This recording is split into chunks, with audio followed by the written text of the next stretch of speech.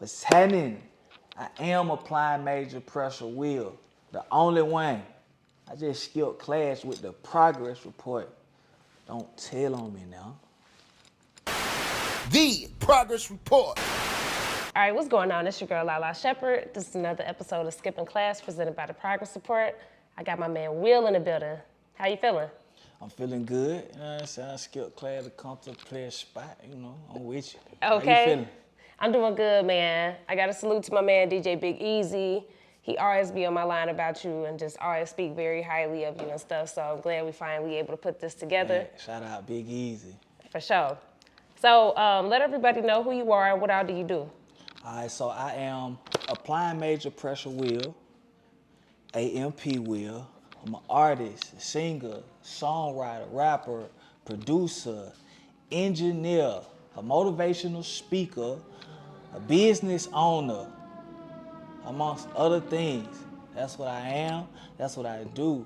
That's me. I'm also a serial entrepreneur. Respect, man. Where are you from? I'm from Atlanta, Georgia, from the West Side. Okay. Well, tell me your experience about growing up on the West Side. Getting in a lot of trouble, skipping school, Okay. smoking a lot of weed though around old heads that used to try to tell us that we need to be in school, handling business, that we need to be doing better stuff with our life. Skipping school, rapping, you know, going to class for the females, going to class when it's time to play sports.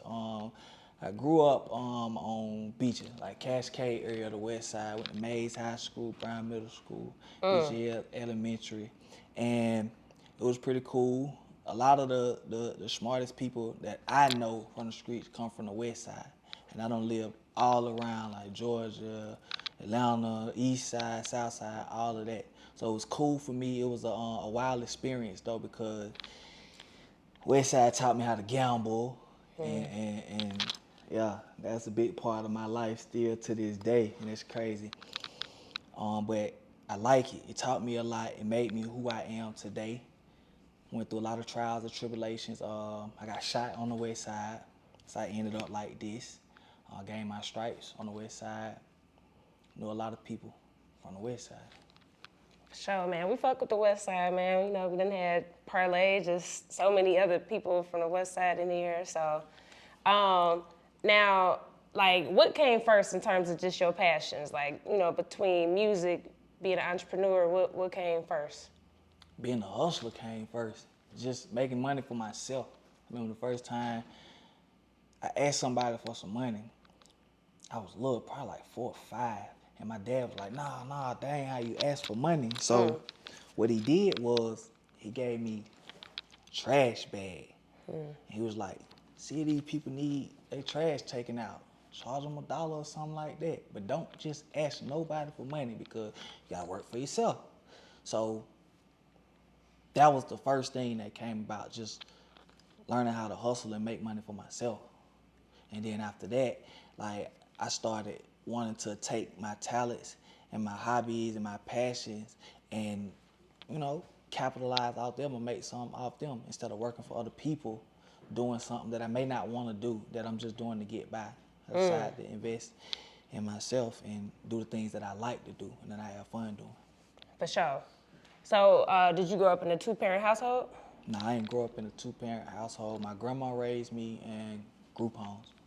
Defects. Okay, so how would you say that experience, you know, made you or shaped you into the person you are today? Taught me a lot, just being around other young men that were in the group home and traveling, like just showing me really how to be a man and handle responsibility. Because see, it wasn't that my folks couldn't take care of me or my grandma didn't take care of me. I was just unruly, just bad, just did what I want to do. And you know, she did a lot for me, but I was very unruly, so the stress just caused us to try to put me here because, you know, she didn't want to deal with that time after time. So into the group home for being unruly. Eventually, I got it together, and shoot, they put me out the group home because I was on point, because I had done got it together. And so I went back home after that. Got you. But yeah, one more thing, I went like, in that process though, I went like 4 or 5 different group homes, been like 7 middle schools. Like, Shit. it was crazy. That is a lot. Now, at age 20, what was you doing when you ended up getting shot?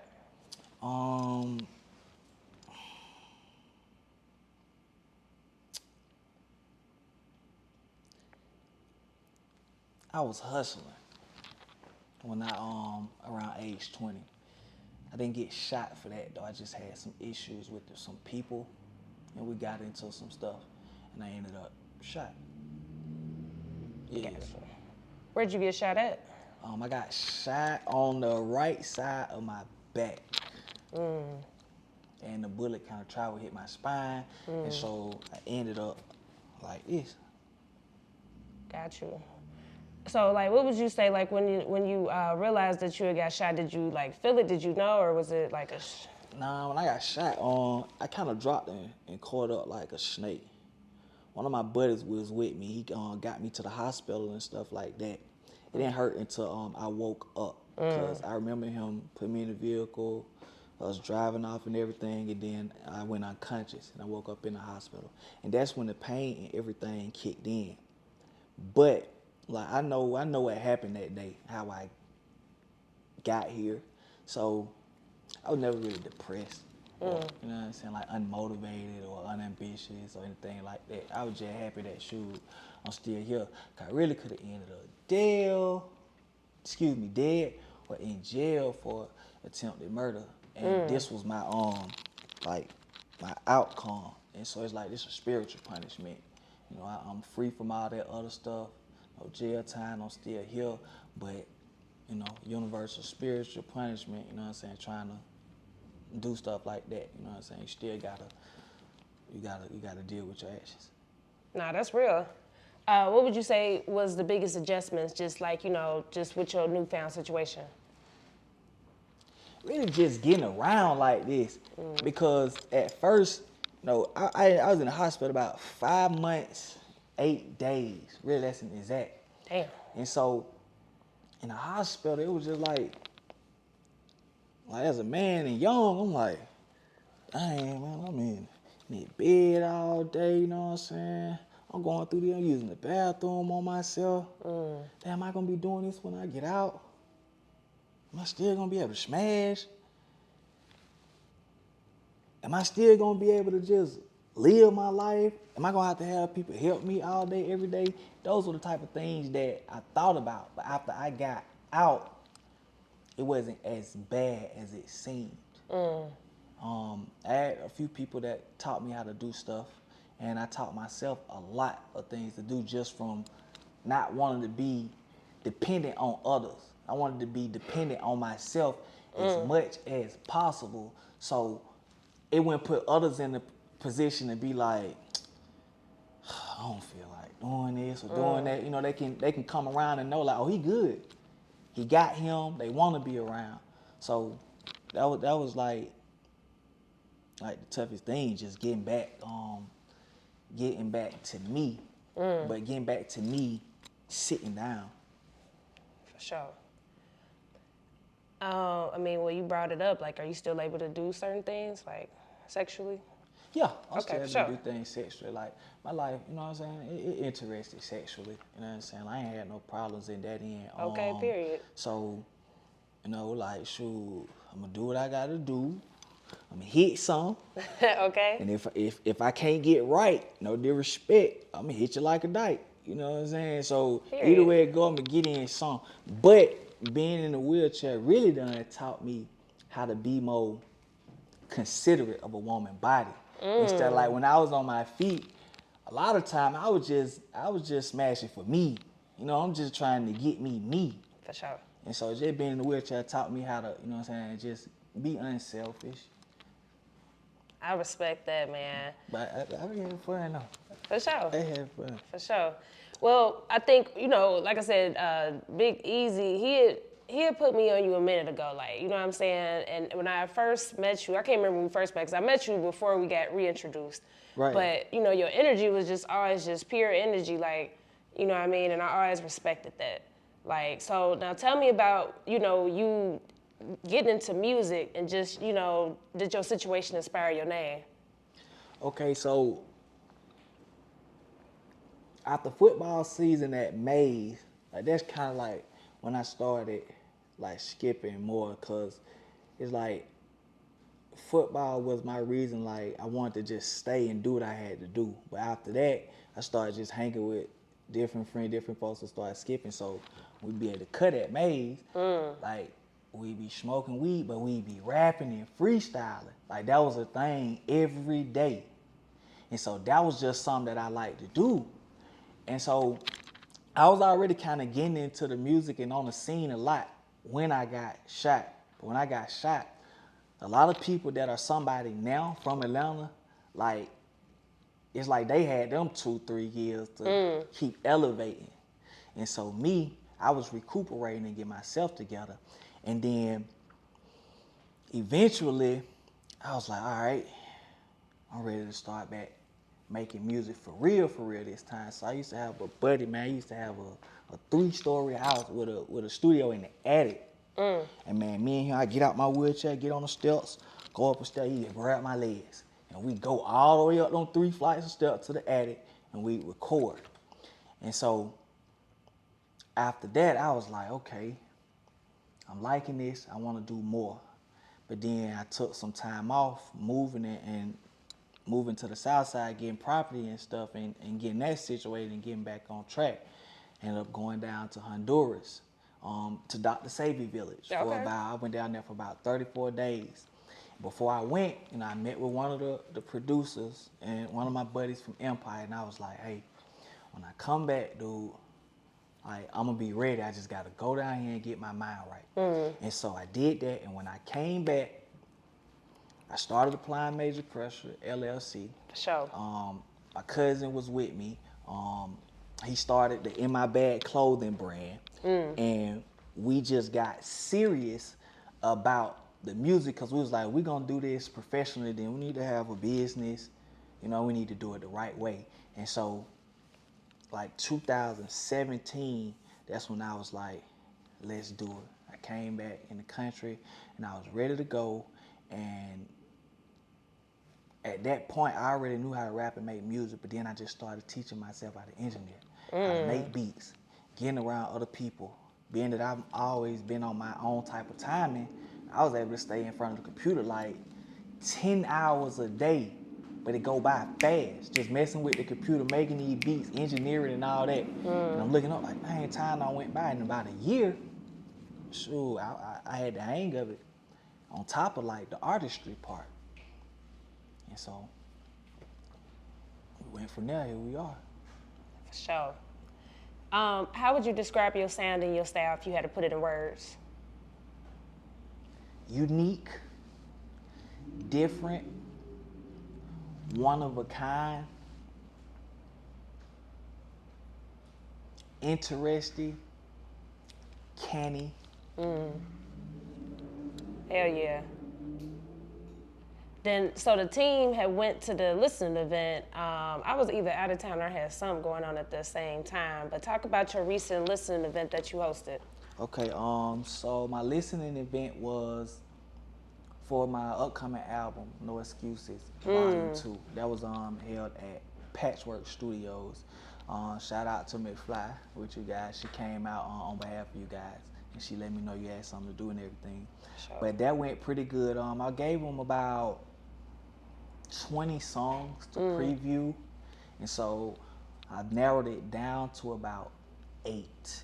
Okay, cool. And it was pretty good because I got a lot of feedback and real feedback. And as an artist, we always feeling like, this song hot, this the best Of song. course.